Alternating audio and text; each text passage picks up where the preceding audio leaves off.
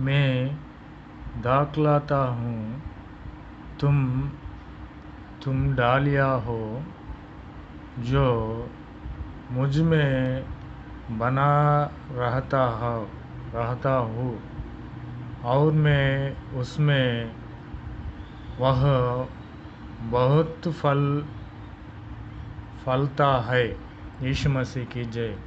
क्योंकि मुझसे अलग होकर तुम कुछ भी नहीं कर सकती है। యేసు మసీకి జై.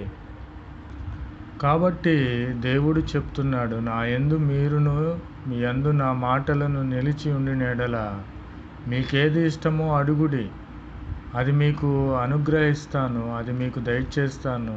మనము చేయవలసింది ఆయన యందు మనం ఉండాలి. మనలో ఆయన మాటలు ఉండిన యెడల మనకేది ఇష్టమైతే అడుగుతాం.